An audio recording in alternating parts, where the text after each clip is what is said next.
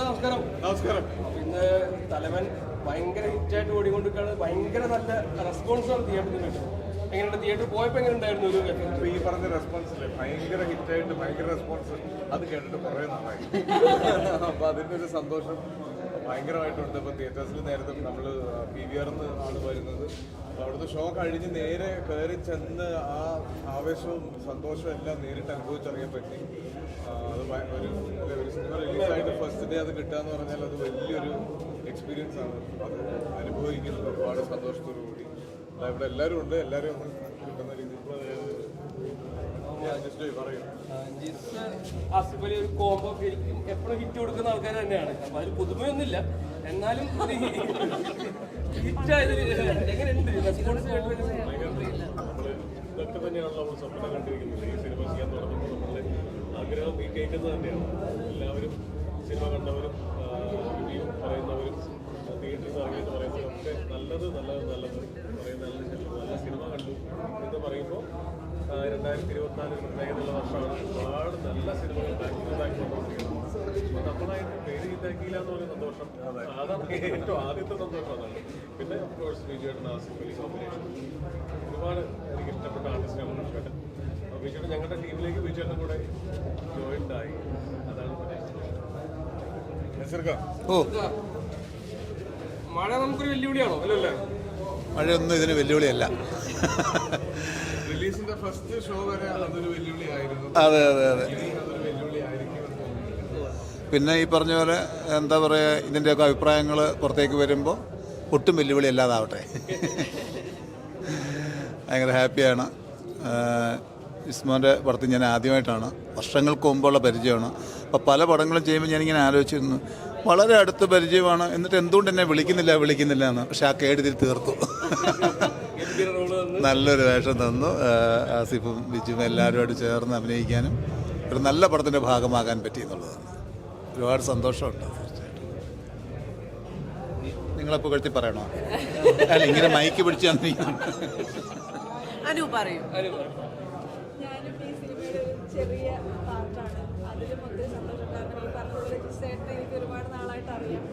അദ്ദേഹത്തിൻ്റെ മൂവിയിൽ വർക്ക് ചെയ്യണമെന്ന്, അദ്ദേഹത്തിൻ്റെ സിനിമകൾ കാണുമ്പോൾ കുറേ വർഷമായിട്ട് ആഗ്രഹിക്കുന്ന ഒരു കാര്യമാണ്. അപ്പം അദ്ദേഹത്തിനോടൊപ്പവും അതിൻ്റെ കൂടെ തന്നെ ഇത്രയും വലിയൊരു ടീമിനൊപ്പം വർക്ക് ചെയ്യാൻ പറ്റി, ഇത്രയും നല്ലൊരു മൂവിയുടെ ഭാഗമാകാൻ പറ്റി എന്നുള്ളത് വളരെ സന്തോഷമുള്ള കാര്യമാണ്. പക്ഷേ എന്തായാലും ഇന്ന് കുറേ ആൾക്കാർ മൂവി കണ്ടു കാണും, അവരെല്ലാവരും ഭയങ്കര നല്ല അഭിപ്രായമാണ് പറഞ്ഞത്.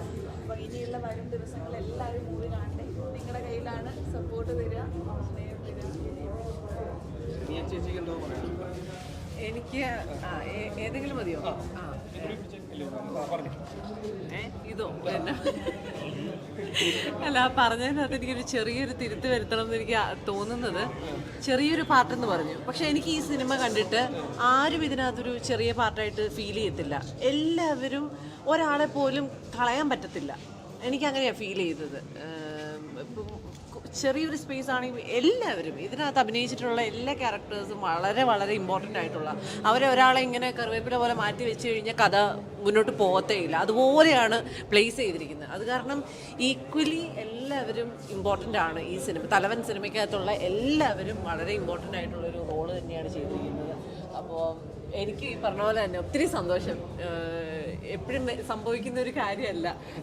എന്താ പറയുന്നത്, എൻ്റെയൊക്കെ കേസിലെടുക്കുകയാണെങ്കിൽ മരുഭൂമിയിൽ പെയ്ത മഴ ഇതുപോലെ ഒരു നല്ല സിനിമയുടെ ഒരു നല്ലൊരു ക്രൂവിൻ്റെ കൂടെ പാർട്ടായിട്ട് ഇതുപോലത്തെ ഒരു നല്ല സിനിമ നമ്മൾ എന്താ മനസ്സിൽ നിന്ന് സന്തോഷത്തോടെ ഞാനിതിൻ്റെ ഒരു പാർട്ടാണെന്നൊക്കെ അങ്ങനെയൊക്കെ പറയുകയെന്ന് പറയുന്നത്, അങ്ങനത്തെ ഒരു സന്തോഷ മൊമെൻറ്റിലാണുള്ളത്. അപ്പോൾ അതിപ്പോൾ എൻജോയ് ചെയ്യുകയാണ്. ഇതുപോലെ തിയേറ്ററിലൊക്കെ വിസിറ്റ് ചെയ്ത് ആളുകളെയൊക്കെ നേരിട്ട് കണ്ട് സന്തോഷിക്കുകയാണ്. അപ്പം എല്ലാവരും പടം കാണുക, അത്രേ പറയാനുള്ളൂ. ഇത് കൂടെ പാസ് ചെയ്തു.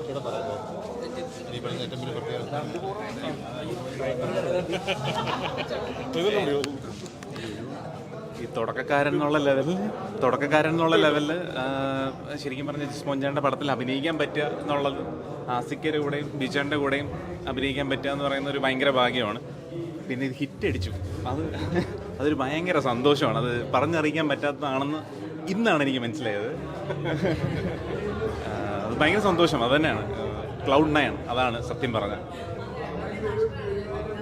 Thank you. താങ്ക് യു ഇത് കഴിഞ്ഞപ്പോ കുറെ പ്രേക്ഷകർ കാണാതെ മഴയൊക്കെ ആയിട്ട് തിയേറ്ററിലേക്ക് വരാൻ മടിയോടുകൂടി ഇരിക്കുന്നുണ്ട്. അവരോട് എന്താ ശരി പറയാം? ഇതൊരു ത്രില്ലർ സിനിമ ആയതുകൊണ്ട് തന്നെ ആ ത്രില്ലർ സിനിമയാണ്. അതുപോലെ തന്നെ ഇതിപ്പോൾ വലിയൊരു മൗത്ത് പബ്ലിസിറ്റിയിലേക്ക് കയറിയിട്ടുണ്ട്. ഒരുപാട് സോഷ്യൽ മീഡിയ പോസ്റ്റുകൾ വരുന്നുണ്ട്. അപ്പം ഇതിൻ്റെ ഒരു ത്രില്ലർ എലമെൻറ്റ് മിസ്സാവാനുള്ള സാധ്യതകൾ ഇനിയുള്ള ദിവസങ്ങളിൽ കൂടുതലാണ്. അപ്പോൾ ഈ സിനിമയുടെ എല്ലാ 100% ആസ്വദിച്ച് കാണാവുന്നത് എത്രയും വേഗം കാണുക എന്നുള്ളപ്പോഴാണ്. അപ്പോൾ അത് എത്രയും വേഗം തിയേറ്ററിൽ വരിക, സ്പോയിലേഴ്സ് കേൾക്കാതിരിക്കുക, കൂടുതൽ പോസ്റ്റുകൾ വായിക്കുക. നല്ല പോസ്റ്റുകളൊക്കെ വായിച്ചു, ഞങ്ങളൊക്കെ പറ്റി എഴുതുന്നതൊക്കെ വായിക്കുക, അത് ഷെയർ ചെയ്യുക. ബാക്കി സിനിമയുടെ ഡീറ്റെയിൽസ് അറിയുന്നതിന് മുന്നേ തന്നെ വന്ന് കാണുക. ഉറപ്പല്ലേ, എല്ലാവരും സുഹൃത്തുക്കളല്ലേ. നമ്മളെപ്പോഴും എല്ലാ സിനിമയും ചെയ്യുമ്പോൾ ഈ സിനിമയും ഹിറ്റാവും എന്നുള്ള പ്രതീക്ഷ തന്നെയാണ് ചെയ്യുന്നത്. അത് ചിലതിൽ സംഭവിക്കും. അപ്പോൾ അത് എല്ലാവരുടെയും എല്ലാ കൂട്ടുകെട്ടുകളിലും ഈ മാജിക്കുകൾ സംഭവിക്കും. അപ്പോൾ ജിസ്ജോയുടെ ഒരു പാറ്റേൺ പടങ്ങളുണ്ട്. അപ്പോൾ അതിൽ നിന്ന് വ്യത്യസ്തമായിട്ട് ഒരു ചെയ്യുമ്പോൾ അത് എത്രമാത്രം ആൾക്കാർ ഏറ്റെടുക്കുമെന്നുള്ളൊരു ഇതുണ്ടായിരുന്നു രണ്ടുപേരും. സ്ക്രിപ്റ്റിൽ വിശ്വാസം ഉണ്ടായിരുന്നു. ഉറപ്പായിട്ടും ആൾക്കാർക്ക് ഇപ്പോൾ ഈ സിനിമ തന്നെ അങ്ങനെ ഈ പാറ്റേൺ തന്നെ ചെയ്യണമെന്നില്ലല്ലോ.